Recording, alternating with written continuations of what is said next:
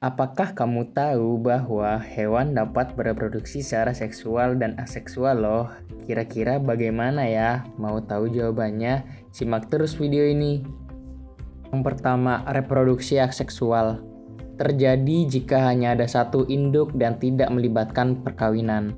Anakan dihasilkan dari pembelahan sel tubuh induknya. Contoh hewan reproduksi aseksual adalah anemon laut. Anemon laut, sel tubuhnya itu membelah hingga muncul bagian kecil yang tumbuh dan melepaskan diri dari induknya. Cara ini disebut tunas dan DNA anaknya 100% sama dengan induknya. Yang kedua, reproduksi seksual, yaitu melibatkan dua induk dengan jenis kelamin berbeda dan penggabungan dua DNA. Ada 4 jenis reproduksi seksual, yaitu yang pertama, fertilisasi internal. Merupakan proses pembuahan yang terjadi dalam tubuh organisme betina.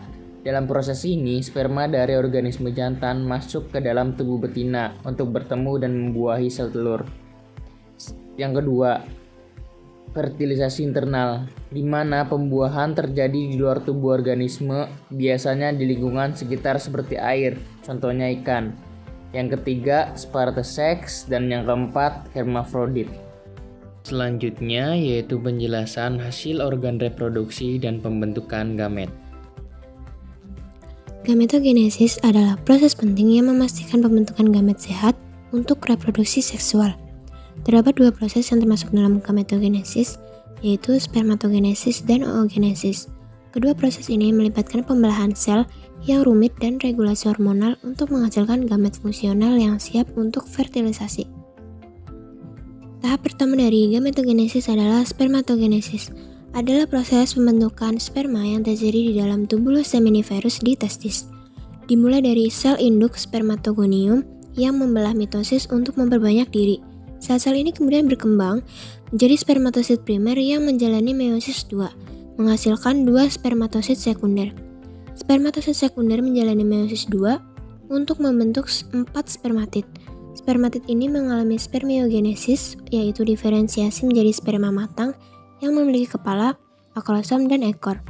Sperma matang kemudian dilepaskan ke dalam lumen tubulus seminiferus dalam proses spermiation dan bergerak ke epididymis untuk pematangan akhir. Proses ini diatur oleh hormon seperti testosteron, FSH, dan LH, serta didukung oleh sel Sertoli. Oogenesis adalah proses pembentukan sel kelamin perempuan, yaitu sel telur atau ovum yang terjadi di dalam organ yang disebut ovarium. Di dalam ovarium terdapat folikel yang berukuran kecil dengan calon bakal sel telur di dalamnya atau folikel primordial. Folikel dan bakal sel telur tersebut berkembang semakin besar menjadi folikel primer, kemudian berkembang menjadi folikel sekunder, dan pada akhirnya akan menjadi folikel matang. Selama folikel berkembang, sel primordial akan membelah secara mitosis membentuk oogonium atau sel induk telur yang bersifat diploid. Kemudian, oogonium akan mengalami pembelahan mitosis membentuk oosit primer yang bersifat diploid. Kemudian, oosit primer akan mengalami pembelahan meiosis tahap 1 membentuk 1 oosit sekunder dan 1 polosit. Kemudian, polosit akan mengalami meiosis tahap 2 menghasilkan 2 polosit. Selanjutnya, oosit sekunder juga akan mengalami pembelahan meiosis tahap 2 membentuk 1 ootit dan 1 polosit. Kemudian, ootit akan mengalami diferensiasi membentuk ovum.